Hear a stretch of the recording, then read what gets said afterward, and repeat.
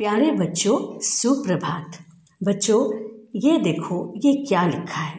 ये लिखा है टुडे रिविजन। अब क्या मतलब है इसका? टुडे रिविजन का मतलब है कि आज हमने कोई भी न्यू टॉपिक नहीं करना है। आज हमने केवल रिविजन करनी है।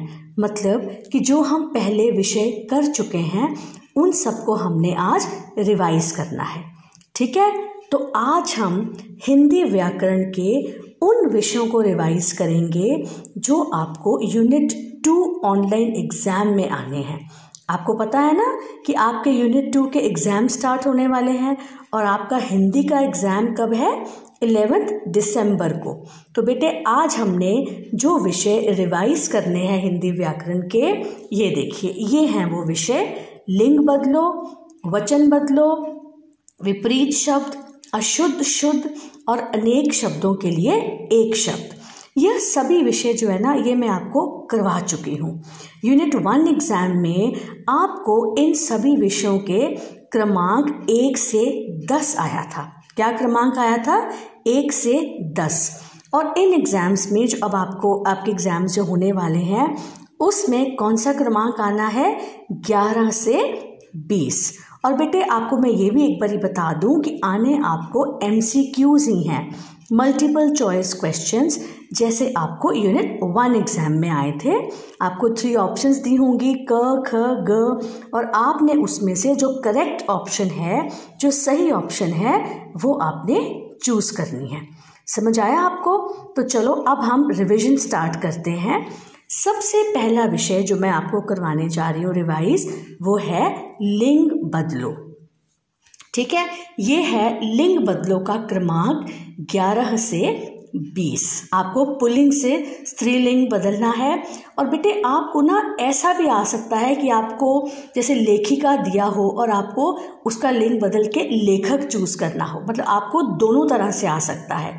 बेटी का बेटा भी आ सकता है और बेटा का बेटी चूज़ करना भी आ सकता है। ये आपने ध्यान रखना है और आपने बहुत अच्छे से सारे स्पेलिंग्स जो हैं ये उन पे ध्यान देना है। ठीक है, अब देखो इसमें क्या है? मोर, मोरनी, गायक, गायिका, ऊंट, ऊंटनी, लेखक, लेखिका, बेटा, बेटी, हंस, हंसिनी, नायक, नायिका, आदमी, औरत, सेठ, सेठानी, नौकर, नौकरानी।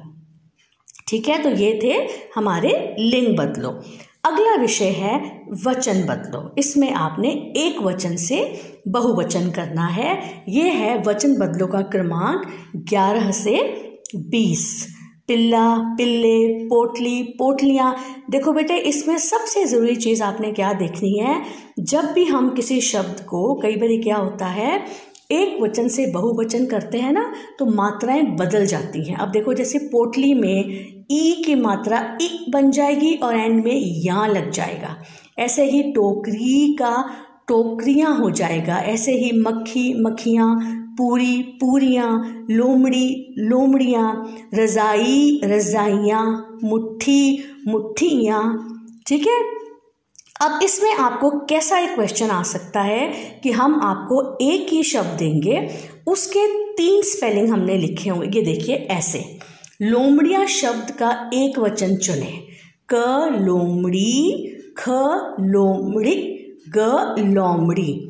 अब देखो, लिखा तो हमने लोमड़ी है ना, लेकिन आपने स्पेलिंग देखने हैं कौन से सही स्पेलिंग है और इसमें कौन सी ऑप्शन करेक्ट है?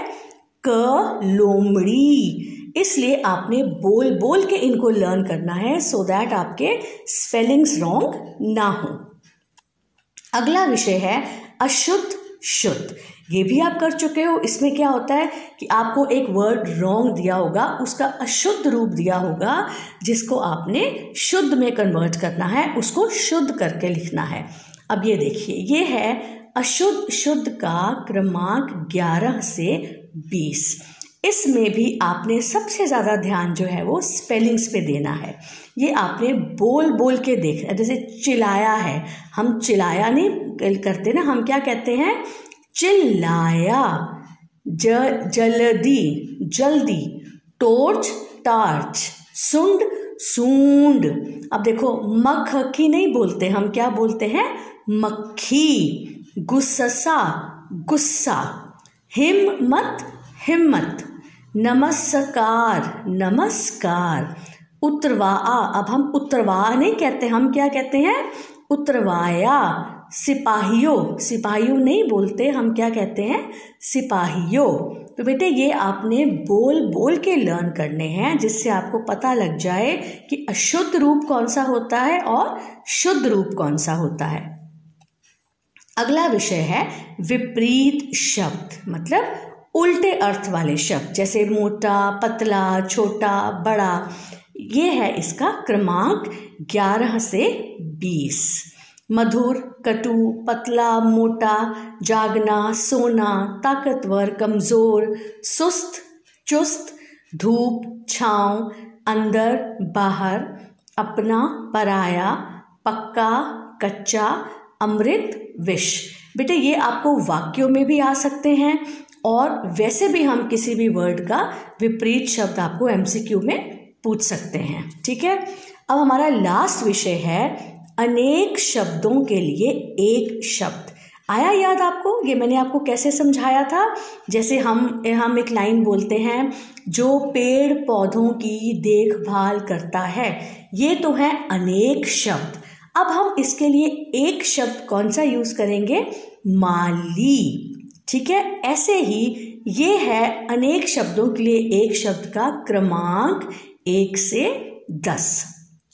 ये भी आप अपनी कॉपीज में कर चुके हो। इसमें देखो, जो ईश्वर में विश्वास रखता हो, ये सारे जो हैं ये अनेक शब्द हैं, और जो मैंने रेड कलर में है वो सारे क्या हैं?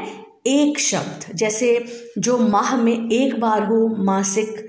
जो वन में रहता हो, वनवासी। जो मूर्तियां बनाता हो, मूर्तिकार। तो ये भी आपने अच्छे से लर्न करने हैं कि कौन से अनेक शब्दों के लिए कौन सा एक शब्द आएगा। तो बेटे ये थी आपकी हिंदी की व्याकरण की रिवीजन। अच्छे से मैंने आपको सारे विषय समझाए हैं और आपने इन सभी विषयों के क्रमांक लर्न करने हैं। समझ आई आपको? और सबसे ज़्यादा ध्यान किस पे देना है? स्पेलिंग्स पर, मात्राओं पर। ठीक है बेटे? So now take care, good luck for your exams, wish you all the best, God bless you all. धन्यवाद।